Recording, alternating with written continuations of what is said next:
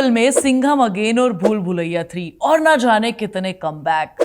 विद्या बालन, माधुरी दीक्षित और कई छोटी छोटी फिल्मों के बाद अजय देवगन। लेकिन इन सब में सबसे बड़ा कमबैक है एक ऐसे एक्टर का जिसको लेकर सब ये कहते थे ये एक्टिंग कर पाएगा क्या। लेकिन उस एक्टर यानी कि अर्जुन कपूर ने ऐसा कमबैक किया कि सबको पीछे छोड़ दिया। ये क्या हुआ, कैसे हुआ? देखो यार, सबसे पहले पिछले साल 2 बड़े कमबैक हुए। शाहरुख खान ने पठान, जवान और डंकी साल में 3 बड़ी बड़ी हिट फिल्में दी और एक कमबैक किया था बॉबी देओल ने अपने नेगेटिव कैरेक्टर के थ्रू।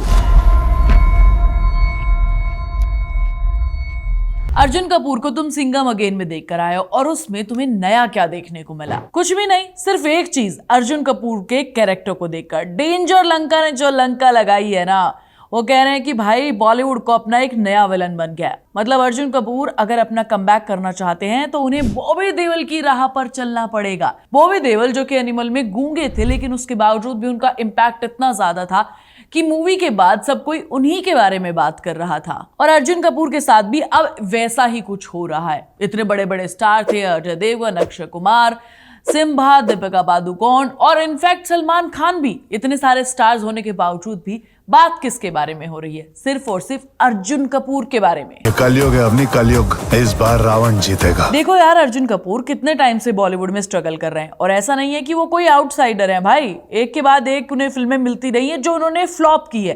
कि इनका हाफ गर्लफ्रेंड, सरदार का ग्रैंडसन, तेवर और उनकी सबसे बड़ी disaster film the lady killer को मैं कैसे भूल सकती हूँ। 45 करोड़ के बजट में बनी थी और उसका लाइफ टाइम कलेक्शन से 60,000 रुपए है। सिर्फ और सिर्फ 60,000 रुपए।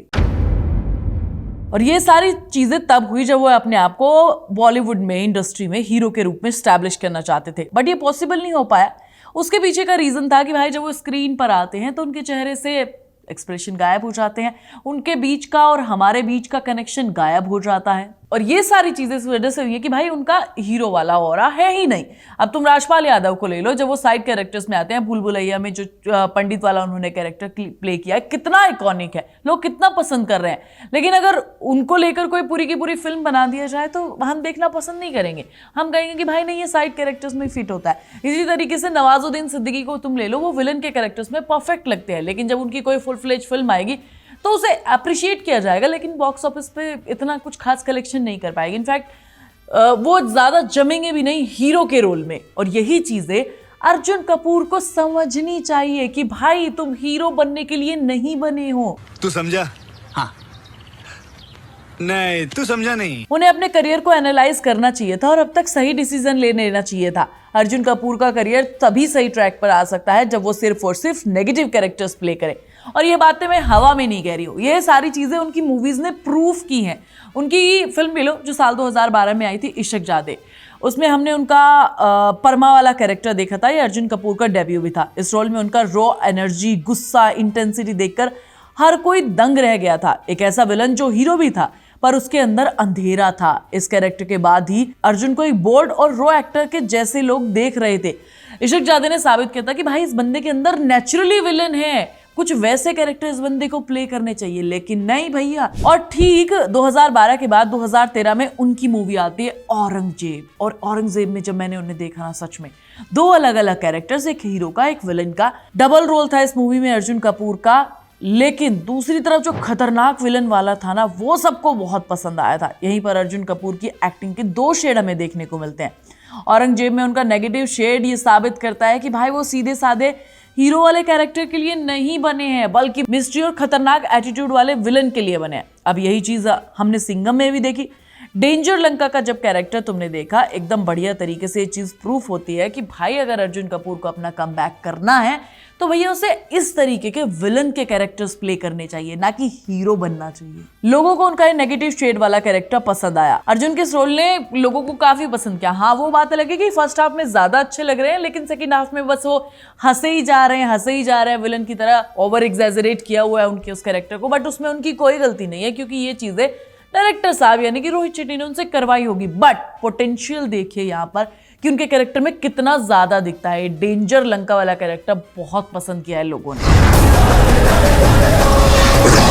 अगर इसे और बढ़िया तरीके से लिखा गया होता और इतना ओवर एग्जैजरेट नहीं किया गया होता तो शायद जो चीज हमें उनकी पहली मूवी शहजादे औरंगजेब इन सब में देखने को मिली है, वो यहाँ पर और डबल ट्रिपल हो जाती। इतने सारे एग्जाम्पल देने के बाद अब मेरी बात से तुम पक्का कन्विंस हो गए होंगे कि भाई सुहानी ठीक कह रही है। खतरनाक अंदाज और सीरियस एक्सप्रेशन जब अर्जुन कपूर देते हैं तो मजा आ जाता है। जब वो हीरो बनकर स्क्रीन पर आते हैं तो भाई उनके चेहरे से एक्सप्रेशन गायब भी हो जाते हैं। वो मासूमियत वाला हीरो वाला चेहरा ही नहीं है ना यार उनका, वो बात ही नहीं है उनमें यार। ये चीजें उन्हें खुद ही समझ लेनी चाहिए थी, मुझे समझाने की जरूरत ही नहीं पड़ती। अब सवाल ये उठता है कि अर्जुन कपूर को अगर अपना बढ़िया कमबैक करना है तो भाई उन्हें कुछ नेगेटिव कैरेक्टर्स करने पड़ेंगे, जैसे बॉबी देओल कर रहे हैं। कंगवा उनकी रिलीज होने वाली है, साउथ की इतनी सारी मूवीज में उन्होंने नेगेटिव कैरेक्टर साइन किए हुए हैं। इनफैक्ट बड़े बड़े डायरेक्टर्स के साथ मिलकर सारी चीजें कर रहे हैं और यही अर्जुन कपूर को करना चाहिए। और इतना ही नहीं यार, ओटीटी का भी वो सहारा ले सकते हैं। आश्रम में बॉबी देओल ने जो नेगेटिव कैरेक्टर प्ले किया उसी से तो लोगों ने और ज्यादा उनकी हाइप बनी है, वैसा ही कुछ वो भी कर सकते हैं। देखो भाई, अर्जुन कपूर को बड़े डायरेक्टर्स के साथ हाथ मिलाना चाहिए और उनका फिजिक, उनका रॉ लुक, उनका नेगेटिव एक्सप्रेशन ऐसे कैरेक्टर्स में ना बिल्कुल फिट बैठते हैं। बाकी तुम बताओ कि तुम्हें अर्जुन कपूर का नेगेटिव शेड यानी कि विलन वाला रोल पसंद है या फिर उनका वो सीधा साधा भोला भाला बच्चा टाइप्स जिसमें वो हीरो बनने की कोशिश करते हैं और एक्सप्रेशन नहीं आते। मैं मिलूंगी तुम्हें नेक्स्ट वीडियो में, तब तक तुम चैनल को सब्सक्राइब करो, वीडियो को लाइक करो और कमेंट करना बिल्कुल मत भूलो।